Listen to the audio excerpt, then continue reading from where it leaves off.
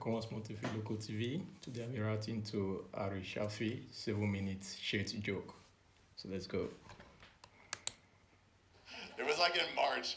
I was on this bridge. They had this giant bridge called the Sydney Harbor Bridge, and they have these pylons that go up like that, like the Brooklyn Bridge, and you can walk on top of those things. It's like this 3-hour long hike. It's awesome.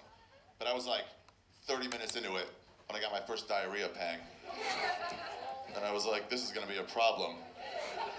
Because diarrhea gives you no warning whatsoever. It just comes on suddenly. It's not like Parkinson's or Alzheimer's. Diarrhea is for real. It's just like la-di-da, not a care in the world. Everything's great. Oh, diarrhea's here. It's here. Diarrhea's here. And immediately you gotta like do the math of like, where am I on the 1 to 10 diarrhea scale? With 1 being like when this comes out tomorrow, it's gonna be a bit moist. That's like a 1. A 10 is like, and I was like an 8.7, like I was pretty far up there. And I would start to the tour guide, like, how much longer until we get to the top? He's like, like another hour and a half. And I'm like, me. All right, let's see what I'm made of as a man, you know? It is my time to test myself. It's just like, heroes aren't asked to be called upon, they're just called. So I just sucked it in as hard as I could, and I just started to like duck walking up this giant bridge, just like holding it in with everything I had. It hurt so bad. It hurt so bad. Like whatever it feels like to give birth, this was the opposite of that. Just sucking in with everything I had. And I'm trying to hold it in. I'm sweating, but not sweating here. This is the sweat of heat or exertion. I'm sweating here. The sweat of mistakes and regret. But I'm doing it though, and there's a Scottish guy like right behind me in line. He goes like, pick up the pace please. And I'm like, shut your mouth, Scotland. I'm working on something. It's just like, hold it. It hurt. Every once in a while I have to like lose control. I have to do one of these. You know, the last effort before you're gonna shit yourself, where you just, I saw somebody once standing in the supermarket like this and looking at peanut butter for like 45 minutes. Until I realized he wasn't looking at peanut butter at all. He was just trying not to shit himself at Ralph's until he got control again. He was like, okay, I'm back to this. And I was doing it though for like an hour and 10 minutes. I was ahead of the game. It was awesome, okay? Until the end of this hike, and I don't know why, but they put a ladder that just goes straight up for like 10 or 12 like steps. And I don't know if you guys can imagine like squeezing as hard as you can in here and bending your knee. But like you can't do, but like this, that's a release valve. I have no idea why these two things are connected.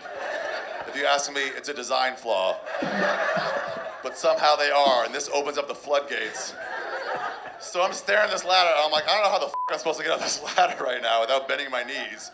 And the Scottish guy's like, the ladder's clear. And I'm like, shut up, Braveheart, I know. God, I know why the English hate you. I'm like, all right, here's what I'll do. I figured it out. I'm like, here's what I'll do. I'll just reach up, and I'll just do pull-ups.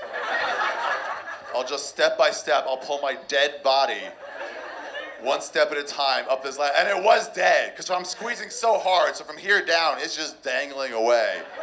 Like Joe Theismann's leg, just hanging there. It healed. Anyway, so I do 3 pull-ups, and then I realize, oh yeah, I'm very weak. I don't know why I thought I could do 10 straight pull-ups. That's ridiculous, when my all-time record was like 8, and that's when I was 20. So by the 4th one, I'm doing one of these, really. I can't do it. I can't do 4 pull-ups. That's what I learned, especially now when I'm squeezing. So I got to like here, and then I was like, good, going the wrong way. And then I lost it, but as I failed, this leg like caught on one of the rungs of the ladder. Yeah, it was like this. It was like that. And as I bent, you just heard the sound. It was just this terrible, it was like as it was like, it was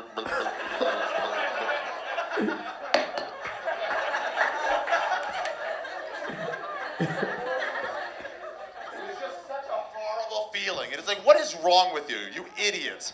You're an American representing your country in a foreign land, and your underwear is full of wet kangaroo meat because you got adventurous at dinner last night, And I'm just sitting there feeling horrible for myself until I remembered, oh yeah, that Scottish guy is still right behind me. And I'm up 3 steps, so he's pretty much ass to face right now.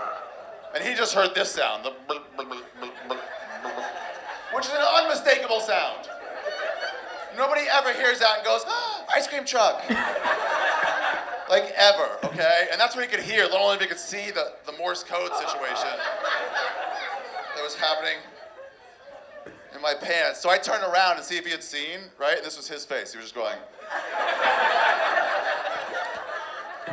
Like whatever thought he had in his mind, like maybe when I go back, I'll go talk to Stacy. It was all just gone in an instant. He's like, oh, what a beautiful. So he's just staring at me for like a minute straight, pretty much non-verbally going like, how do you want to play this?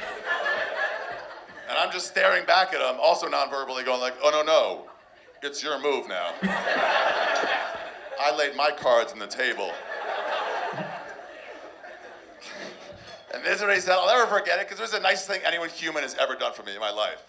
He looked at me for like a minute, and he goes, did you just shit your pants? Which is an honest thing you can say, okay? It's very honest. And I was gonna lie. I was gonna be like, no, a pelican died or something. But like, he wasn't gonna believe anything. So eventually I was just like, yes I did. And this is the part I'll never forget. He reached into his pocket and he pulled out a handkerchief. It was an embroidered handkerchief. I don't know his name. I don't remember his name, but his initials were ELM. That's all I remember. And he just goes, I've been there, man.